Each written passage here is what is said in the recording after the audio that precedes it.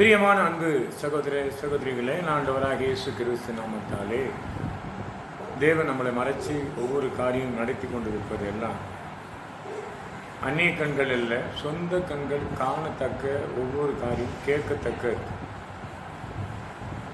உன் நினைவுகள் என் நினைவுகள் என்று சொல்லி ஏசாயா 55:8 படிப்போம். இப்போ ஒரு நிலைமையை கொடுத்து நம்ம ரொம்ப யோசித்து நம்ம பயணிப்போம் இல்லையா?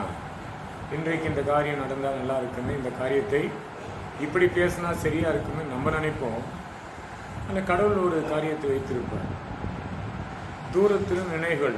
அதிகமாக அந்த வசனத்தை உங்களுக்கு வாசிப்பது 138 2 தூரத்தின் நம் நினைவுகளை தேவன் அறிந்திருக்கு. அப்போ தூரத்திலிருந்து நினைவுகள் அறிந்த தேவனுக்கு தெரியாத நமக்கு எந்த காரியமும் தெரியாது.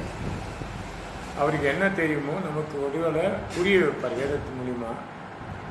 இல்லை என்றால் அது கண்ணுக்கு நிறையாக தெரிய வைப்பார். இதுதான் தேவனுக்கும் நமக்குள்ள ஒரு சின்ன காரியத்துக்கு. நான் ஒரு சிலருக்கு சொல்லுவேன், சில காரியங்கள்லாம் என்கிட்ட பார்த்தோன்னா ஒரு சிலருக்கெல்லாம் கோபத்தோடு இன்னும் இருக்கிறார்கள் என்று எனக்கு தெரியும். வேற ஒருவரை விட்டு விலகி போவதை காட்டியும் பேசிக்கொண்டே மெல்ல மெல்ல விலகிடலாம் என்று சொல்லி யோசிப்பவர்களும் தெரியும். ஏன்னா என் ஊழியக்கார வார்த்தையை நான் திடப்படுத்துவேன் என்று சொல்லுகிற தேவன். இப்போ ஊழியக்கார வார்த்தையில் ஒரு காலகட்டாயத்தில் ஸ்டெப்பாக ஒரு படியும் ஏறி வருவதை போல தான் ஒவ்வொரு குடும்பத்தையும் தேவன் சந்தித்து வழிநடத்துகிற காலங்கள் அநேகம். அது நன்மைக்குரிய காரியங்களாக அவங்க செய்ய வர காரியங்களுக்கு ஒத்துழைப்பு கூடுதலாக இருந்தால் அந்த ஊழியக்கார வார்த்தை என்னைக்கும் நிலைத்திருக்கும், நிறைவாக இருக்கும். சில காரியங்களில் இப்படி தான் வாழணும் என்று நம்ம கொஞ்சம் மாற்றி அமைத்து கொண்டு போனால் என்னத்துக்கு அவர் இப்படி பேசுகிறாரு, அவர் சுயநலமாக பேசுகிறாரு என்று நினைக்கக்கூடிய காலம் தான் இந்த கடைசி காலம். இன்றைக்கி பார்க்குற அன்பு சகோதர சகோதரிகளை, இன்றைக்கி நீங்கள் கூட நிறைய விஷயத்த ஒருவரை மாறி ஒருவரை வேதத்தில் காரியம் முடியும். நான் காலையில் மத்திய புத்தகத்தை படித்து கொண்டு இருக்கப்படும் போது வேலை ஆட்களை கொடுத்து ஒரு வசனத்தை படித்தேன். காலையில் ஒரு ஆட்களும் மாலை ஒரு ஆளுக்கும் மதியானம் ஒரு ஆட்களை கூப்பிட்டு தன் வேலை வாங்கும்போது சம்பளத்தை ஒரே விதமாக தான் கொடுப்பார். இன்னொரு இடத்துல பார்த்தீங்கன்னா எல்லாத்தையும் ஆட்களை அனுப்பி கொண்டே இருப்பார். எதுக்குமே இந்த ஜனங்க ஒத்துழைக்காது, தானாக வந்து மறித்து 3 நாள் உழைத்தேன். இந்த 2 செய்தி வேதத்தை நம்ம படிக்கிற செய்தி தான். இன்றைக்கி இருக்கிற அந்த கடைசி காலங்களில் காலத்தில் கடவுளை தவிர நம்மளை விடுதலை கொடுக்க ஒருவரும் இல்லை என்று யார் விசுவாசிக்கிறார்களோ அவங்க தான் நிச்சயமாக நிறைவேற்றி எல்லா காரியத்திலும் ஜெயத்தை பெறுவோம்.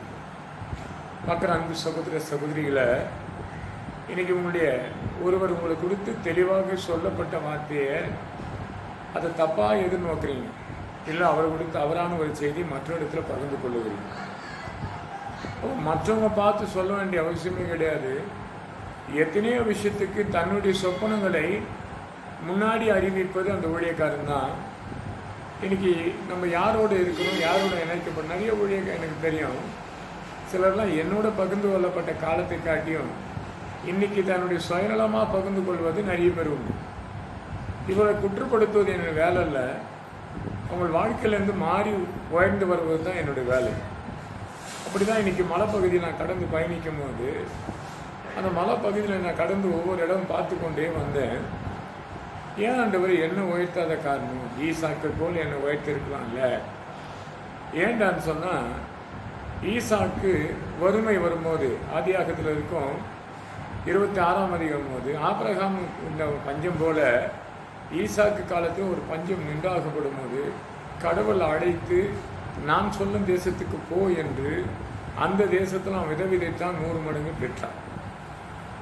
அதை நான் யோசித்தேன், எனக்கு ஏன் கொடுக்கலான்றவர நான் 27 ஆண்டு 28 ஆண்டுகளாக ஊழியம் செய்து கொண்டிருக்கிறேன். நான் 100 மடங்கு இன்னும் வெற்றி பெறவே இல்லையே. எனக்கு கொடுத்ததெல்லாம் உனக்கு உன் கருத்தில் உனக்கு கொடுத்து கொண்டே இருக்கிறேன். வாழ்க்கையில் ஒரு மனிதன் யாரை என்ன பேசுன்னு தெரியாது இன்றைக்கி பேசி கொண்டிருக்கிறான். ஏன் தெரியுமா? இந்த காணிக்கை கேட்பதுனால. இப்போ பார்த்தீங்கன்னா செய்தியில் காணிக்கை கொடுங்க என்று சொல்வதை காட்டியும் அதுக்காக நீ வேண்டிக்கொள்ளு என்று சொல்கிறது தான் அதிகமாக சொல்ல ஆரம்பித்தேன். ஆனால் கொடுக்க மனது உள்ளவர்கள் நிச்சயமாக கொடுத்திருப்பாங்க. கொடுத்துக்காக மனது இல்லாதவர்களும் அதை என்ன பண்ணுவாங்க, யோசிப்பாங்க. நமக்கு இந்த கஷ்டம் இருக்குது, அந்த பாடு இருக்குதுன்னு தான் யோசிப்போம். அதுன்னு உண்மை. ஒரு குடும்பத்தில் ஒரு பிள்ளைகளை இன்றைக்கி படிக்க வைக்கணும் போது அநேக பணம் செலவழிக்கணும், குடும்பத்தை பார்க்கணும், செலவழிக்கணும், வாடகை கொடுக்கணும், கரண்ட்டு பில்லு கட்டணும். இத்தனையும் தாண்டி அப்புறம் போனால் தான் மற்றவங்களுக்காக கடவுளுக்காக காணிக்க கொடுக்குறக்காக. அதுவும் பார்த்தீங்கன்னா நான் அவங்க சபையை சார்ந்தவனான்னு கேட்டால் கிடையாது. என்னையே ஒரு சிலர் சொல்லுவாங்க, நீலாம் இலவச ஊழியக்காக இருப்பான்னு. என்னுடைய பிள்ளைங்க கூட அதான் சொல்லுவாங்க, இலவச ஊழியக்காக இருப்பா, மற்ற ஊழியக்காரை கூட வயந்து வரத்துக்கு காலத்துக்கு நீ பேசுனதும் கிடையாது, இனி பேச போகிறதும் கிடையாது அப்படின்னு ஒரு சில ஊழியக்காரங்க எடுத்து சொல்லுவாங்க. ஏன் தெரியுமா? அவங்கள நான் கேட்பேன், என்னங்க எங்கள் வீடு வந்துட்டீங்க, இந்த மாதிரி இடம் மாறிட்டீங்களாமே. ஆமாம், கர்த்தர் வாழ்த்தினாரு.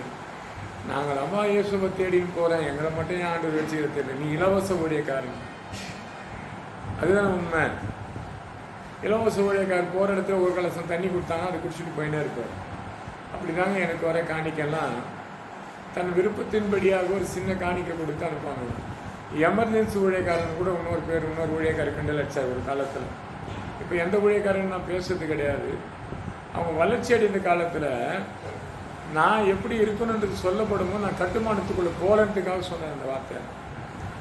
எமர்ஜென்சிக்கு நீ தான், இல்லை இலவசத்துக்கு நீ தான், எங்களால் அப்படி போக முடியாது, குடும்பத்தை நடத்த முடியாதுன்னு ஒரு சிலர் ஓப்பனாகவே சொன்னேன். இப்படி நிறைய பேர் உண்டுங்க. என்னோடய ஊழியம் செய்தது சிலருக்கு நல்லா இருக்கா. காரணங்கள் அதுதான். போகிற வேலைக்கு ஏற்று கூலி வாங்குவாங்க. ஏன்னா அது கேட்க மனதில்லாத, கொடுப்பதை போதும் என்று மனதோடு கடந்து போயிடுவேன். இதுதான் தீமோத்தேயுல இருக்கும். 1 சாமுவேல் நினைக்கிறேன், ரொம்ப அழகாக இருக்கும். 1 தீமோத்தேயு 6ஆம் அதிகாரம் 6ஆம் வசனத்தில் போதும் என்று மனதோடு இருக்கணும் என்று சொன்னார். போதும் என்று மனதோடு இருக்கு. பண ஆசை எல்லாம் தீங்குக்கு முதல் படமாக இருக்குது என்று 10ஆம் வசனம் சொல்கிறாரு. இப்போ அதை யாரும் படிக்கிறது கிடையாதுங்க. ஒருவேளை இது போதும் போதும் என்ற மனது வந்தால் பார்த்துக்கலான்னு சொல்லியிருப்பாங்க. இப்படி தாங்க ஊழியத்தில் நான் கடந்து ஓடின ஓட்டங்கள். அப்படி சில கேள்விகளுக்கு எனக்கு நடத்த முடியாது இருக்கும் இல்லையா. சில இடத்துல குடும்பத்தில் சில நேரத்தில் ஆகாரத்துக்காக எதிர்பார்ப்பாங்க. அது என்னுடைய பாக்கெட்டில் என்னுடைய பர்ஸில் கை வைக்கும்போது ஒன்றுமே இருக்காது. அப்போது சில விஷயங்கள் இப்படி தான் இருக்கணும் காலம்புலான்னு சொல்லி என்னை பேசுனது கூட உண்டு. அதுக்காக நான் சென்னையை விட்டு இந்த கிராமத்துக்குள்ளே வந்தேன். ஏன் வந்துட்டேன்? நான் போதும் என்ற மனதோடு இருப்பதை போதும் என்று. என் மனைவி இன்னைக்கு 100 நாள் வேலைக்கு போவாங்க. அதுலேருந்து ஏதாவது ஒரு 1000 ரூபாய் 1500 வருமா என்று சொல்லி அதை எதிர்பார்த்து அவன் என்னைக்கு கவர்மெண்ட்டு கொடுக்குதோ ஒரு 1000 ரூபாய் கவர்மெண்ட்லேருந்து எனக்கு அனுப்புவாங்க மனைவிக்கு. 2வது அவங்க ஏரியாவில் கடந்து போனால் தான், 100 நாள் வேலை கடந்தால் தான் இது அந்த வேலையை நின்று போச்சு. இப்போது அந்த மாதத்துக்கு வர அந்த ஒரு 1000 வச்சு தான் நான் பயணிப்பேன். அதுக்காக எனக்காக நீங்கள் ஜோம் பண்ணீங்க. இனி வர காலத்தில் கர்த்தர் எப்படி உயர்த்துவாரே எனக்கு தெரியாது. ஈசாக்கு கோல் அறுவடைக்கு ஆயத்தப்படும் போது அது 100 மடங்கு ஈசாக்கு கொடுத்து உயர்த்துறது கூட உயர்த்தலாம் நான் விசுவாசிக்கிறேன். ஏன்னா வேதத்திலேருந்து ஒரு வசனத்தை படிக்கப்படும் போது 2 ராஜாக்கள் புத்தகத்தில் 3ஆம் அதிகாரத்தில் சில ராஜாக்கள் எல்லாம் ஒரு மனமாக கூடி ஒரு தேசத்தை கடந்து பயணிப்பாங்க. அவங்க பயணித்து கொண்டிருக்கும் போது அவங்க வைத்து கொண்டிருக்கிற அநேக மிருக ஜீவத்துக்கு தாகத்துக்கு தண்ணி கிடையாது. எனக்கு முதல் பாடமே ஒரு செய்தி மூலிமா நான் பார்க்கப்படும் போது தண்ணி தான் முதல்ல ஒரு கலசம் தண்ணி தான் நமக்கு மத்திய புத்தகத்தில் இருக்கும் 10ஆம் அதிகாரம் 42ஆம் வசனத்தில். நீ ஜென்ரலாக ஒரு மருத்துவர் சொல்லியிருந்தார், ஒரு சொம்பு தண்ணி குடிக்கும்போது எப்படி குடிச்சா எப்படி ஆரோக்கியம் நம்ம கிடைக்கின்றதை பற்றி அங்கே சொன்னதை நான் பார்த்துருந்தேன். அந்த நேரம் பார்த்து நான் 2 ராஜாக்கள் 3ஆம் அதிகாரத்தை படிக்கிறேன். இங்கேயும் ஒரு பிரச்சனை என்னென்னா, தன்னுடைய ஆடு மாடுகளுக்கு தாகம் தீர்க்கக்கூடிய தண்ணி இல்லாத, தன்னுடைய வர ஜனங்களுக்கு தாகம் தீர்க்க தண்ணி இல்லாத போது அங்கே ஒரு ராஜா மறு ராஜாக்களுக்குள் பேசி கடந்து போகும்போது இங்கே ஒரு ஊழியக்காரர் இருக்கிறாரா என்று கேட்கும்போது எலிசாவை தேடி கடந்து பயணிக்கிறேன். பாருங்கள், யுத்தத்துக்கு கடந்து போனவங்க ஆடு மாடு குடும்பத்துக்கு தண்ணி தேவைக்காக கடந்து போகிறாங்க. அவர் சந்திக்கிறாரு. அங்கே சில காரியம் நடக்க விடும்போது உன்னை கொண்டு அல்ல உங்களை கொண்டு செய்வான். சில குடும்பத்தில் பார்த்தீங்கன்னா கர்த்தருக்கு விரோதமாக நிறைய காரியத்தை செய்வாங்க. கர்த்தருக்கு விரோதமாக நிறைய காரியத்தை செய்வாங்க. பசி பாடு உபத்திரங்கள் வரும்போது இவங்கள கலந்து போய் ஒரு இடத்துக்கு கேட்க கடந்து போவாங்க.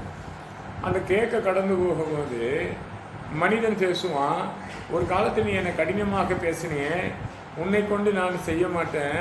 இவர் எப்பவுமே என்னை கொடுத்து அன்பாக அரவணைப்பார், என்னை பார்க்கும்போது நமஸ்காரம் பண்ணுவார், இவரை கொண்டு உனக்கு உதவி செய்யணும். ஆனால் ஆண்டா அப்படி கிடையாதுங்க. யார் நம்மளை ரொம்ப வெறுக்கிறார்களோ, யார் நம்மளை புறம்பாக தள்ளுகிறார்களோ, யார் ஆண்டவராக இயேசு கிறிஸ்து தூசிக்கிறார்களோ அவங்களை கண்டு ஒரு யுத்தத்தையும் கத்தர் பண்ணுவார். நானும் அப்படிதான் வந்தேன். ஏன் இயேசு ஏற்றுக்கொண்டேன், கடவுளே இல்லைன்னு சொன்னேன், கடவுள் இருக்கிறார் என்று வெளிப்படுத்தின கத்தர்.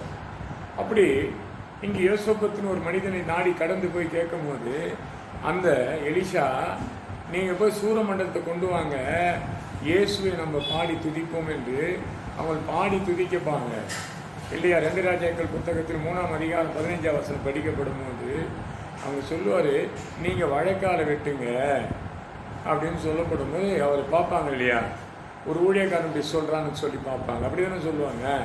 என்னங்க மழையை காணும், காற்றை காணும், வழக்கால வெட்ட சொல்கிறாரு, இது நடக்குமோ நடக்காதோ. என்னங்க புத்தகத்தில் அழகாக ஒரு வசனம் இருக்கும், 11ஆம் அதிகாரம் 23ஆம் வசனம், இது நடக்குமோ நடக்காதா என்று நீங்கள் நினைக்க என் கைகள் குறுகி போல என்று சொல்லுவார்.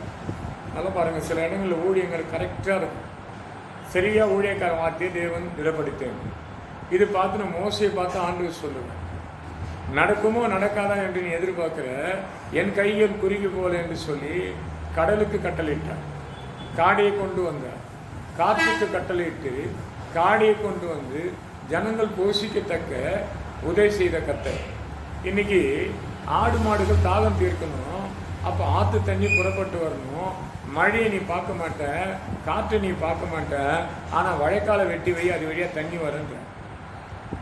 அதே போல் இவங்க வழைக்காலை வெட்டுறாங்க, பாட்டு பாட்டு துதிக்கிறாங்க. கர்த்தர் சொல்கிறார் 18ஆம் வசனம் போது, இது கர்த்தர் கை, கர்த்தருக்கு இது அற்பமான காரியம். கர்த்தருக்கு இது அற்பமான காரியம். நீ விசுவாசிக்க கூடுமானால் நீ படிக்க வேதத்தை படிக்க முடியும் என்று சொன்னால், இல்லை தேவாலயத்தை கடந்து போய் நீ இயேசுவை பற்றி கேட்டால், இயேசுவிடத்து நீ இது வரைக்கும் நம்பாத இருந்து உன்னை நம்பிக்கையுள்ள சிலராக கர்த்தர் உன்னை மாற்றணும் என்று சொன்னால், இன்னைக்கு காற்றை காண மாட்டார், மழையை காண மாட்டார், ஆனால் உன் குடும்பத்தில் தாகம் தீர்க்கக்கூடிய தண்ணியை கர்த்தர் கொடுப்பார். இன்னைக்கு எத்தனை பேர் வேலைக்காக வெயிட்டிங்கில் இருப்பாங்க, திருமணத்துக்காக வெயிட்டிங்கில் இருப்பாங்க, இல்லையா நல்ல ஒரு வீடு வாசல் கிடைக்குமான்னு சொல்லி வெயிட்டிங்கில் இருப்பாங்க. இவைகளெல்லாம் அதிகாரியாக என் ஆண்டவராக இயேசு கிறிஸ்து நீ கேட்டால் நிச்சயமாக பணத்தை பார்க்க மாட்டேன், நல்ல வேலையை பார்க்க மாட்டேன், ஆனால் கர்த்தர் உன்னை ஆசீர்வதிக்க போகிறார். பார்க்குற அன்பு சகோதர சகோதரிகளை எல்லாத்தையும் நம்ம பார்ப்போம் இல்லையா. கடவுளை பொறுத்த வரைக்கும், என் ஆண்டவராக இயேசு கிறிஸ்து பொறுத்த வரைக்கும், நீ எதிர்பார்த்துக்கின்ற மழை பெய்யாது, எதிர்பார்த்துக்கின்ற காற்று அடிக்காது, மின்னல் வராது, ஆனால் வழக்காலில் தண்ணி புறப்பட்டு போகும் என்று சொன்னால், நீ அந்நிய கண்கள் அல்ல, சொந்த கண்களை காணும்படி தண்ணியை பார்க்கக்கூடியதாக தேவன் வெளிப்படுத்தினான்.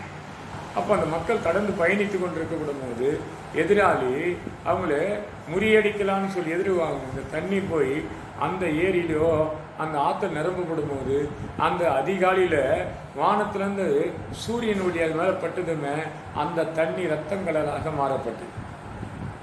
அதை பார்த்தீங்கன்னா 20ஆம் வசனத்துக்கு படித்தா ரொம்ப நல்லா இருக்கும். ரத்தங்களாக வந்து பார்த்துட்டு நமக்கு விரோதமாக வந்தவர்கள் இஸ்ரவேல் மகள் மாண்டு போனார் என்று சொல்லி திரும்பி போகும்போது இவங்க பின்னோக்கி போய் அவங்களை முறியடிப்போம். பார்க்குற அன்பு சகோதர சகோதரிகளே, எந்த மனிதன் நம்ம வீட்டுக்கு வந்தால் பிரச்சனை வரும்னு சொல்லி கலங்கி இருக்கிறீர்கள், எந்த மனிதனை கொடுத்து நீ பயந்து கொண்டிருக்கிறீர்கள், ஐயோ இந்த காரியம் நடக்க மாட்டேங்குதே, இது வந்தால் கூட அது சரி பண்ணிடலான்னு நினைப்பேன். முதல்ல உன்னையும் உன் பிள்ளைகளும் யாரோடு இணையணும், யாரோட சேரணும், யாரோடு இருக்கணும் என்று சொல்லிப்பார். மனுஷனிடத்திலிருந்து எதையும் எதிர்பார்க்கிறார், கர்த்தரிடத்தில் நீ எதிர்பார்த்துப்பார். நான் தான் யோசித்தேன். சில கேள்விக்கு நான் ஆளாகப்படும் போது சிலதெல்லாம் நன்மைக்காக நான் சொல்லி கொண்டிருப்பேன். சில மனிதர்களை என்னை நோக்கி பார்க்குற விதமே வேற, ஆனால் கடவுள் என்னை நோக்கி பார்க்குற விதம் வேற. அதுதான் சொல்கிறேன், உன் நினைவுகள் என் நினைவுகள் அல்ல, இல்லையா? அவருடைய நினைவுகள் அல்ல. நான் ஒரு விஷயத்தை கொடுத்து ரொம்ப ஆர்வமாக யோசித்து கொண்டிருப்பேன், ஆர்வமாக பேசி கொண்டிருப்பேன். அது சிலர் அற்பமாக நினைப்பேன், தன்னை கொடுத்து குறை சொல்கிற அளவுக்கு இருக்கும். அப்போ தான் என்னை நானே கேள்வி கேட்பேன், நான் ஆண்டவரே இந்த மாதிரி கேள்விக்கு தானே நான் யோசித்து வச்சேன், இந்த மாதிரி காரியத்துக்கு நான் யோசித்து வைத்தேன். ஒரு வாரம் என்கிட்ட பொருளாதாரம் இருந்தால் அந்த காரியத்தை நான் செய்திருப்பேனே, என்கிட்ட ஒன்றுமே கிடையாது, இல்லை, என்கிட்ட ஒன்றுமே கிடையாது. அதான் உண்மை. என்னோட பகிர்ந்து கொள்ளப்பட்டவர்களுக்கு மனைவியோ பிள்ளைகளுக்கு தான் தெரியும், உலகத்துக்கு தெரியாது. எப்போது இல்லாதவனை இருப்பது இப்போது தான் இந்த உலகத்தில் என்ன ஆண்டவர் வெளிப்படுத்துவார். நான் கேட்குற ஜனங்கள்லாம் எத்தனையோ பேர் இருந்தோன்னு அநேகர் பேச விட்டாங்க. நான் அதை பற்றி கவலைப்படுவேன். இல்லை, ஒன்று பண்ணுங்க, அதுக்காக ஜெபம் பண்ணுங்க. கிறிஸ்து அறியாத நீங்கள் இருந்தாலும், இயேசு கிறிஸ்து தெரியாத இருந்தாலும், உன் மனதளவுக்கு அந்த ஆலயத்தை கட்டின ஆண்டவர் நீ கூட சொல்லிப்பாரு, என் விண்ணப்பத்தை தாமதித்தாலும் உன் விண்ணப்பத்தை நிச்சயமாக கர்த்தர் கேட்பார். எத்தனை பிரச்சனை கொடுத்து பயப்படாது. நடக்குமா நடக்காதான்னு கர்த்தர் நீங்கள் நிர்ணயித்ததையும், திருமண காரியமாக இருந்தாலும் சரி, வேலை விஷயமா இருந்தாலும் சரி, பிஸ்னஸாக இருந்தாலும் சரி, இல்லை நீ விதைக்கிற அறுவடையாக இருந்தாலும் சரி, 1000 மடங்கு கர்த்தர் ஆசீர்வதித்து உன்னை வயிற்றுவார். அதுதான் உபாகம் 1:14 சொல்லுவார், 1000 மடங்கு உன்னை ஆசீர்வதிப்பேன்னு. ஆனால் இங்கே ஆதியாக 21ஆம் அதிகாரத்தை படிக்கப்படும் போது, 26ஆம் அதிகாரத்தை படிக்கப்படும் போது, அந்த தேசத்தில் கஷ்டப்பட்டு போன ஈசாக்கு 100 மடங்கு ஆசீர்வதித்து உயர்த்தினார். மற்றவங்க போராமைக்குரியவராக மாற்றும்படி தேவன் உங்களை உயர்த்துவார். பிரசங்கிக்கிற என்னையும் அப்படி கர்த்தர் உயர்த்துவார். நான் விசுவாசிக்கிறேன். என்னை உயர்த்து கொடுக்கும்போது இன்னும் உங்களுக்கு சாட்சியாக இருப்பேன். என்னுடைய ஆலயத்துக்காக நீங்கள் ஜெபம் பண்ணிங்க, உங்களுக்காக நாங்கள் ஜெபம் பண்ணிக்கிறேன். கர்த்தர் உங்களை ஆசீர்வதிப்பாராக. ஜெபிப்போமா? என் அன்பால் நேசிக்கும் நல்ல பிதாவே, உடைய கிருபைக்காக சோதரிக்கிறோம், வல்லமைக்காக துதிக்கிறோம். இந்த விண்ணப்பங்களெல்லாம் கேட்டு இது ஆண்டவர் காது உள்ளவன் கேட்க கடுவான் மார்க் 4:9 சொன்னது போல ஒவ்வொரு காதுக்குள்ள இது பாயப்படும் போது இதயம் திறக்கப்படட்டும், விசுவாசிக்கட்டும், தேவனுடைய மகிமை காணட்டும்.